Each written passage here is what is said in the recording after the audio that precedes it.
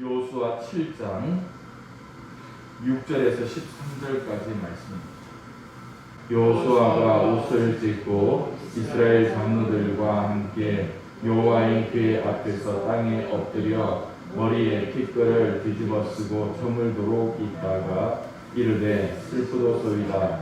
주 여호와여, 어찌하여 이 백성을 인도하여 요단을 건너게 하시고 우리를 아모리 사람의 손에 넘겨 멸망시키려 하셨나이까.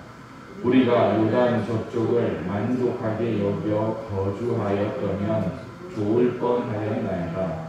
주여, 이스라엘이 그의 원수들 앞에서 돌아섰으니 내가 무슨 말을 하오리이까. 가나안 사람과 이 땅의 모든 사람들이 듣고 우리를 둘러싸고 우리 이름을 세상에서 끊으리니 주의 크신 이름을 위하여 어떻게 하시려 하나이까 하니 여호와께서 여호수아에게 이르시되 일어나라. 어찌하여 이렇게 엎드렸느냐. 이스라엘이 범죄하여 내가 그들에게 명령한 나의 언약을 어겼으며 또한 그들이 온전히 바친 물건을 가져가고 도둑질하며 속이고 그것을 그들의 물건들 가운데 두었느니라. 그러므로 이스라엘 자손들이 그들의 원수 앞에 능히 나서지 못하고 그 앞에서 돌아섰나니 이는 그들도 온전히 바친 것이 됩니다. 그 온전히 바친 물건을 너희 중에서 멸하지 아니하면 내가 다시는 너희와 함께 있지 아니하리라. 너는 일어나서 백성을 거룩하게 하여 이르기를 너희는 내 일을 위하여 스스로 거룩하게 하라. 이스라엘의 하나님 여호와의 말씀에 이스라엘아, 너희 가운데 온전히 바친 물건이 있나니 너희가 그 온전히 바친 물건을 너희 가운데에서 제하기까지는 내 원수들 앞에 능히 맞서지 못하리라. 아멘. 하나님이면 다 됩니다. 하나님이면 문제가 사라집니다. 여러분, 이쯤하면 이스라엘 백성들에게 문제가 있을까요, 없을까요? 문제가 있을 수가 없다라고 우리는 생각하게 됩니다. 왜요? 하나님만 잘 믿으면 된다고 생각합니다. 그런데 여러분, 우리의 인생을 한번 되돌아보십시오. 하나님만 바라보면 다 된다라는 것이 내 믿음뿐만 아니라 내 삶을 통하여서 온전히 나타나야 되는데, 하늘을 향해 기도할 때는 하나님이면 됩니다 라고 하는데 어떻게 해요? 내가 살다 보니까 내 속에 뭐가 생기던가요?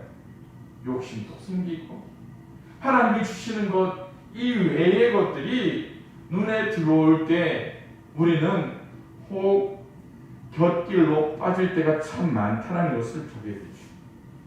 이스라엘 백성이 요단강을 건널 때에 요단 강물이 정지되어서 마른 바닥으로 건너는 기적도 경험했죠.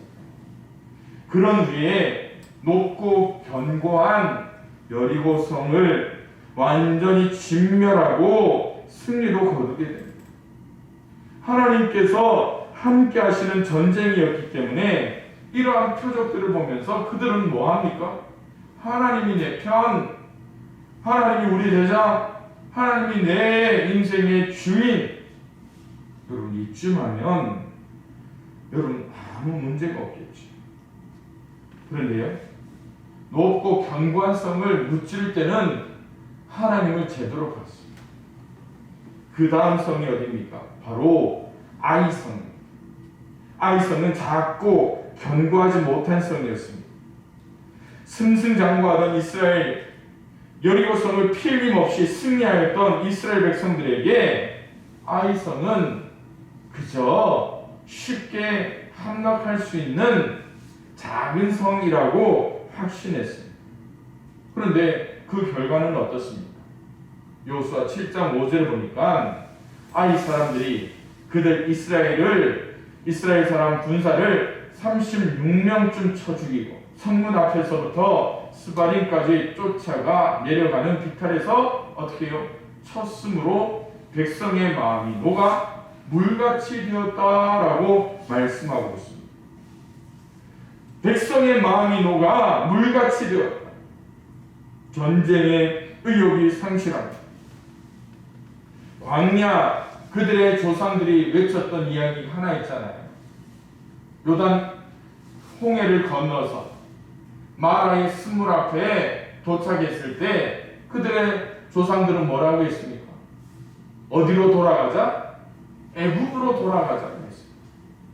그런데 그쯤 되면 이제 가나안으로 건너온 세대라면 어디를 바라볼까요? 맞습니다. 한 번쯤 어디로? 다시 광야로라고 외칠 수도 있었을 거예요. 이스라엘에게는 심각하게 그들의 마음이 녹아내리고 우울하고 괴로움의 이 사건이 바로 아이성의 참패였다라는 거예요. 여러분, 여러분들에게는 이러한 어려움이 없습니까? 지금 코로나19로 인하여 영적인 침체를 경험하시는 분들이 있잖아요. 또한 경제적인 어려움 속에서도 가정의 문제 속에서도 우리는 영적인 침체를 경험하게 됩니다. 아이성의 패배처럼 우리의 마음이 녹아 물같이 될 때가 얼마나 많이 있습니까? 그 원인이 뭘까요? 그 원인. 오늘 설교 제목을 범죄한 이스라엘이라 했는데 그 범죄의 모습들을 한번 보면서 우리의 신앙을 한번 바로잡을 수 있는 시간이 되기를 소망합니다. 그 첫 번째는 이스라엘의 실패의 원인이 그들의 교만한 마음 때문이라고 말씀하고 있습니다. 교만한 마음. 이스라엘 백성은 하나님과 함께하기에 실패와 패배가 있을 수 없다고 생각했습니다. 광야에서 그리고 요단을 건너서 여리고 함락까지 그들은 직진만 했습니다. 아무리 좋은 것도 계속되다 보면 어떤 마음이 생깁니까? 예, 맞습니다. 당연한 것처럼 여겨질 때가 참 많이 있습니다. 어느 때부터인가 자기들의 공로로 착각하기 때문에. 여러분, 좋은 그냥 대접을 한번 받아보십시오. 처음에는 당연한 듯이 그것들을 받아주는 거예요. 그런데 똑같은 걸로 여러분들이 받는다고 생각해 보세요. 똑같은 걸로 받는다고 생각해 보세요. 여러분 만족할까요? 아닙니다. 좀 더 좋은 것, 좀 더 센 것, 좀 더 나은 것, 그것들을 생각하는 사람들이 우리 마음이라는 거예요. 즉 하나님이 한 일이 아니라 자신들의 힘으로 이루어진 일로 착각하게 된다는 거예요. 아이성은 여리고성에 비해 아주 작은 성이었기에 식은 죽 먹기로 생각하게 됩니다. 아이성에 대한 하나님의 판단, 하나님께 묻기보다는 그들의 눈을 통하여 이 모든 것을 판단하게 되는 거예요. 우리의 삶에 커다란 업적을 남기고 성공한 후에 여러분 무너지고 인생의 말로가 비참해지는 사람들 참 많이 보잖아요. 성경이 뭐라고 말합니까? 그런즉 손절로 생각한 자는 뭐라고요? 넘어질까 조심하라고 말씀하는 거예요. 교통사고 상황을 보더라도 우리는 그걸 잘 알고 있습니다. 먼 길을 운전해 나갈 때 여러분 잘 조심하고 잘 운전해서 긴 구간, 위험한 구간을 안전하게 마무리하고 집 근처에 와서 접촉사고나 교통사고 나는 경우를 많이 보잖아요. 왜 그렇습니까? 긴장이 풀려서. 교만이라는 것이 언제 찾아옵니까? 영적 긴장이 풀리면서 하나님이 하신 거에 대한 그 은혜를 누구의 것으로 착각하고 있을 때입니까? 내 것으로 착각하고 있을 때 생겨난다는 거예요. 잠언 16장에 이런 말씀이 있잖아요. 교만은 패망의 선봉이요 거만한 마음은 넘어짐의 앞잡이라고 말씀합니다. 그러기에 교만의 반대가 뭡니까? 겸손. 겸손이라는 것은 그 마음을 하나님 앞에 내려놓는 거예요. 이만하면 성공했다고 자기 만족에 빠지는 것이 아니라 죄의 길을 경계하면서 날마다 하나님 앞에 엎드리는 것. 그러기에 여러분 매 주일마다 그리고 매 예배 시간마다 하나님 앞에 나오는 것이 얼마나 중요한 것인가를 생각해 봐야죠.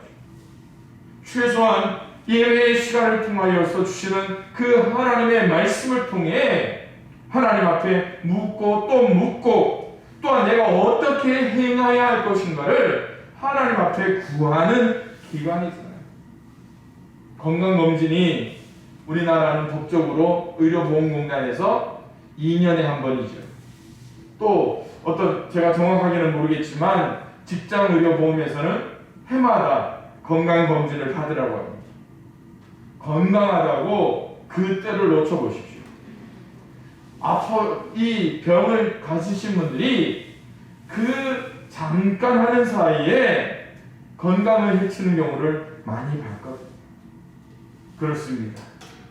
우리의 인생의 결정과 진행에 있어서 여리고를 바라보는 인생, 아이성을 바라보는 그 시각, 그 둘 중에서 날마다 긴장감이 있으면 안 돼요. 여리고로 그리고 아이성으로 가는 그 긴장감 속에서 여리고성에서 물었던 그 하나님은 오늘 또 우리에게 아이성에 대해 내가 어떻게 해야 될까요? 그것을 묻기를 기다리고 있다는 것이죠.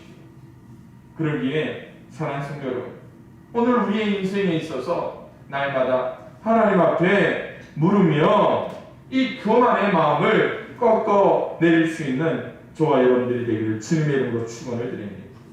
두 번째로 이 이스라엘의 범죄함은 그들이 기도하지 않았기 때문임을 우리에게 보여주고 있습니다. 이스라엘 백성은 여리고성 정복이라는 승리감에 도취되어 있었습니다. 그러기에 여러분 큰 성에 대한 만족감을 통하여서 그들은 그 다음 단계의 과정을 생략하게 됩니다. 여러분 어떠한 일들을 할 때도 마찬가지잖아요. 농사를 하시거나 직장 일을 할 때에도 자신만의 방법 그리고 법에서 정한 행정에서 정한 그 규칙들이 일정하게 진행되고 있습니다. 그런데 그것을 생략했다고 생각해 보십시오. 결국 그 해야 할 일들을 잘못하거나 뛰어넘게 되면 곧장 징계가 따를 수밖에 없습니다. 하나님의 백성, 하나님의 그 선민 또한 하나님 앞에서 지켜야 할 절차가 있었습니다. 하나님께서 그들을 구원하시고 그들을 통하여 족과 꿀이는 가나안 땅에 들어가게 하시겠다고 마음먹었다면 그 과정에서 하나님이 원하시는 절차를 따라야 되는 겁니다. 여호수아가 보낸 정탐꾼들이 돌아와서 기쁨으로 보고하는 것을 여호수아 7장 3절에서 볼 수 있습니다. 여호수아에게로 돌아와 그에게 이르되 백성을 다 올라가게 하지 말고 2,000~3,000명만 올라가서 아이를 치게 하소서. 여러분 이 말이 누구의 말인가를 생각해 보십시오. 정탐꾼들이 아이성에 들렀다가 여호수아에게로 돌아와 여호수아에게 이르되 백성을 다 올라가게 하지 말고 2,000~3,000명만 올라가서 아이를 치게 하소서. 여러분 이게 하나님의 응답이었을까요? 이것이 이스라엘의 지도자인 여호수아의 답이었을까요? 아닙니다. 누구의 대답입니까? 누구의 대답이에요? 아이성을 갔다 온 정탐꾼의 이야기라는 거예요. 정탐꾼들의 마음, 얼마나 자신만만하게 해결 방안을 내놓는가를 보십시오. 이쯤 하면 되겠다라는 거예요. 여러분, 이것이 하나님의 계획이 아니라는 거예요. 이것이 지도자의 마음이 아니라는 거예요. 하나님이라면 어떻게 이야기했을까를 여호수아 8장 1절에 말씀하고 있습니다. 여호와께서 여호수아에게 이르시되 뭐라고요? 두려워하지 말라, 놀라지 말라, 군사를 다 거느리고 일어나 아이로 올라가라. 여러분, 정탐꾼의 이야기는 뭐라고요? 2,000~1,000명만 올라가서 아이를 치게 하소서. 그러나 하나님의 방법은 뭐라고요? 군사를 다 거느리고 이스라엘의 장정들을 다 거느리고 올라가서 아이를 치라고 말씀하고 있는 거예요. 이게 뭘까요? 하나님은 이스라엘 백성에게 모든 일에 하나님의 방법대로 행하기를 원합니다. 모든 일에 최선을 다하는 모습을 요구하고 있습니다. 그것이 하나님의 방법이에요. 오늘 우리의 삶을 한번 되돌아보십시오. 어떤 일이 닥칠 때 우리는 뭐라고 이야기합니까? 우리는 그거 하루면 돼. 저거 얼마면 돼. 저거 나는 없어도 돼. 저거 저러면 안 돼. 누구의 판단입니까? 나의 판단. 물론 여러분들이 전문적으로 하는 일에 대해서 그만큼 노하우가 있기 때문에 그렇게 생각하고 판단합니다. 그런데 그것들이 다른 어떠한 일들에게도 그렇게 판단되고 그렇게 좌지우지될 때가 있잖아요. 그게 누구의 대답입니까? 하나님의 대답입니까? 여러분의 대답입니까? 맞습니다. 우리의 대답은 아니라는 거예요. 아니, 하나님의 대답은 아니라는 거예요. 누구의 대답입니까? 바로 아이성에 갔다 온 정탐꾼처럼 우리 눈에 보이는 대로 우리 스스로 판단하며 우리 스스로 만족하고 있는 우리의 어리석은 모습이라는 거예요. 아이성이 어떤 성이었습니까? 여러분, 정탐꾼 눈에 들어오지 못한 것들이 있었을 겁니다. 그들의 눈에 보기에는 아이성이 작은 성일 줄은 몰라도 그 성 안에는 잘 훈련된 군사들이 있었다는 겁니다. 그러기에 그들의 눈에 보이는 게 전부가 아니라 우리 인생에 있어서도 눈에 보이는 것이 전부가 아니에요. 그러기에 우리가 하나님 앞에 무엇을 해야 된다고요? 기도하고 하나님의 뜻을 묻는 것이 필요하다는 거예요. 야고보서 4장 14절에서 16절에 이렇게 말씀하고 있습니다. 내일 일을 너희가 알지 못하는도다. 너희 생명이 무엇이냐? 너희는 잠깐 보이다가 없어지는 안개니라. 너희가 도리어 말하기를 주의 뜻이면 우리가 살기도 하고 이것이다 저것이를 하리라 할 것이거늘 이제도 너희가 허탄한 자랑을 하니 그러한 자랑은 뭐라고요? 다 악한 것이다. 우리의 모든 것들이 다 악한 것이라는 거예요. 개인의 계획에 대하여 여러분, 내 마음대로 할 수 있습니다. 왜요? 내가 내 주인인 것을 착각하기 때문에. 자녀들에 대해서 내 마음대로 할 때가 있어요. 왜요? 내가 낳았기 때문에 내 자녀라고 생각하기 때문에. 내 사업에 대해서 그렇게 할 수 있습니다.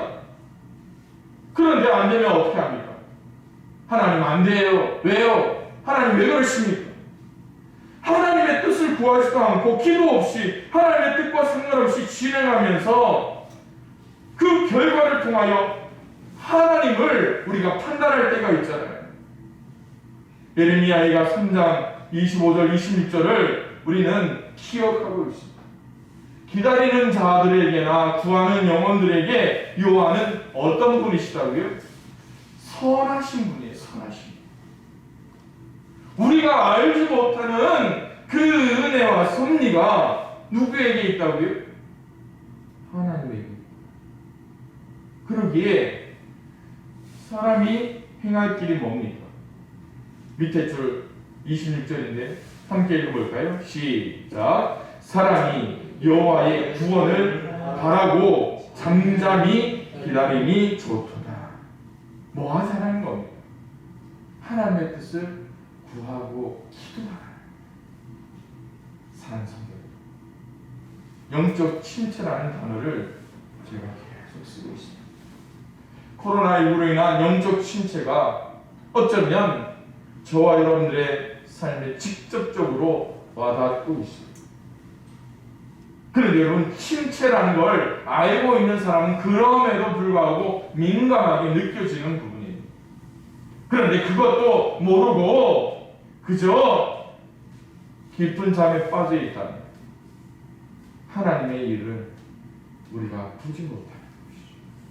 그러기에 기다리는 자들에게나 구하는 영혼들에게 여호와는 어떤 분이시다고요? 선하신 분.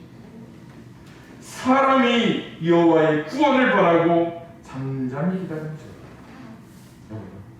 내 눈에 다 올라가지 않고 2,000~3,000 명쯤 누구나 할 수 있는 일입니다. 누구나 할 수 있는. 그러나 우리 입술로 하나님의 일을 판단하면서 그러한 범죄함이 생기지 않도록 우리 스스로 우리 마음을 지키고 하나님 앞에 엎드리며 기도할 줄 아는 저와 여러분들이 되기를 주님의 이름으로 축원을 드립니다. 마지막으로 이스라엘이 범죄할 수밖에 없었던 그 이유가 뭘까요? 그 실패의 원인이 바로 불순종함이었습니다. 불순종. 여호수아 7장 10절에서 12절 말씀을 제가 봉독합니다. 여호와께서 여호수아에게 이르시되 일어나라, 어찌하여 이렇게 엎드렸느냐? 이스라엘이 범죄하여 내가 그들에게 명령한 나의 언약을 어겼으며 또한 그들이 온전히 바친 물건을 가져가고 도둑질하며 속이고 그것을 그들의 물건들 가운데 두었느니라. 그러므로 이스라엘 자손들이 그들의 원수 앞에 능히 맞서지 못하고 그 앞에서 돌아섰나니 이는 그들도 온전히 바친 것이 됩니다. 그 온전히 바친 물건을 너희 중에서 멸하지 아니하면 내가 다시는 너희와 함께 있지 아니하리라. 사랑하는 성도 여러분, 이 말씀이 뭡니까? 이미 여리고의 실패 앞에서 그들이 뭐 했다라는 겁니다. 벌써 좌절하고 여호수아는 하나님 앞에 엎드려져 있습니다. 여리고 성에 대한 하나님의 조치는 이미 6장에서 말씀하고 계셔요.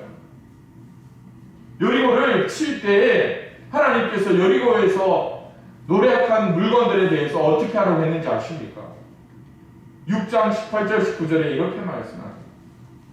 너희는 온전히 바치고 그 바친 것 중에서 어떤 것이든지 취하여 너희가 이스라엘 진영으로 바치는 것이 되게 하여 고통을 당하게 되지 아니하도록 뭐라고요? 여러분, 그 여리고성의 모든 물건을 뭐 하라고 합니까? 바칠 것은 바치라는 거예요. 바치지 않는다면 뭐가 된다고요? 고통을 당하게 될 것이다.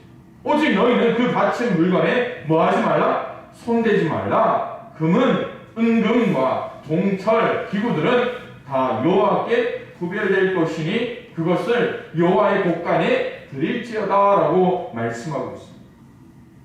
여러분, 왜 하나님께서 여리고 성에 대해서 이렇게 강하게 이야기할까요? 여러분, 그 비밀이 뭘까요?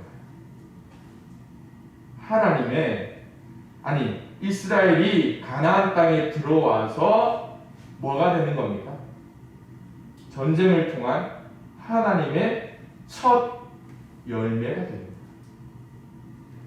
여러분, 이스라엘 백성들이 출애굽을 할 때 하나님이 보여주신 마지막 사인이 뭡니까? 첫 번째 태어난 것은 누구의 것이라는 겁니까? 누구의 것입니까? 하나님의 것입니다. 그래서 애굽을 칠 때 장자의 죽음을 통하여서 하나님께서 이스라엘에게 보이신 일이 뭡니까? 유월절. 그리고 그것을 대대에 지키라고 명하고 있습니다. 가나안 땅에 들어와 젖과 꿀이 흐르는 가나안 땅에 들어와서 아직 그들은 수고하지 않았습니다. 그들은 아직 농사하지 않았어요. 그러나 하나님께서 그들에게 명하여 취하게 하신 첫 번째 열매가 뭐라고요? 바로 여리고성입니다. 그러기에 이스라엘 백성들은 이 여호수아 6장 18절 19절의 말씀과 같이 하나님께 감사와 헌신의 의미를 통하여서 모든 죽일 것들은 죽이되 하나님 앞에 드려야 할 것들을 뭐라고요? 여호와께 구별될 것이니 여호와의 곳간에 드려야 할 것들은 드려야 된다라고 말씀하고 있습니다. 그러나 여러분, 여기서 누가 등장합니까? 누가 등장합니까? 아간이 등장합니다. 아간. 21절에 보니까 내가 아간이 노력한 물건 중에 시날산의 아름다운 외투 한 벌과 은 200세겔과 그 무게가 50세겔 되는 금덩이 하나를 보고 탐내어 가졌나이다. 보소서, 이제 그 물건들을 내 장막 가운데 땅 속에 감추었는데 은은 그 밑에 있나이다. 여러분, 빨간색 글씨만 한번 읽어볼까요? 시작. 보고 탐내어 가졌나이다. 감추었는데. 자, 여러분들 주머니를 한번 뒤져보십시오. 혹시 오늘 내가 보고 탐내어 내 주머니에 가졌다가 감추었던 물건들이 있는지 한번 보십시오. 앞서 제가 그렇게 말씀드렸죠. 성경은 하나님의 구원의 역사, 구속사죠. 그런데 하나님의 그 구속사 가운데 어떤 것이 던져졌는가? 불순종이 던져졌습니다. 창세기 3장 6절에 보면 하나님께서 선악과를 먹지 말라 하셨습니다. 그런데 하나님이 만든 그 하와가 선악과를 어떻게 합니까? 보잖아요. 봤더니 그 선과 악을 구별케 하는 그 열매가 어떻습니까? 먹음직하고 보암직하고 지혜롭게 할 만큼 뭐 했습니까? 봤더니 탐스러웠다. 탐내게 되는 거잖아요. 그리고 그 탐욕 가운데 하나님의 명령을 거역하고 어떻게 합니까? 가지면서 취하게 돼요. 취하면서 또 어떻게 됩니까? 그들의 현실을 보면서 그들 스스로가 감추게 됩니다. 사무엘하 11장에 보면 잘 나가던 다윗 왕의 실수가 나옵니다. 사무엘하 11장에 보면 저녁 때에 다윗이 그의 침상에서 일어나 왕궁 옥상을 거닐다가 그곳에 보니 한 여인이 목욕하는데 심히 아름다워 보이는지라. 탐욕을 눈을 통해 보는 것을 통하여 탐욕을 경험하게 되고 거기서 뭐합니까? 취하여 감추게 되면 거기서 큰 범죄를 저지르게 되죠. 하나님이 두고 계시다는 것을 망각하였기 때문에 눈으로 보고 탐내고 취하면서 감추기까지. 여기서 그리스도인들은 분별력이 있어야 돼요. 분별력. 아무리 가지고 싶어도 우리는 어떻게 해야 됩니까?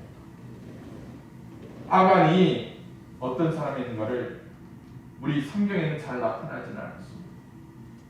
그런데 아간의 모습 가운데 이렇게 분명하게 말씀하는 구절이 하나 있습니다. 7장 24절의 말씀.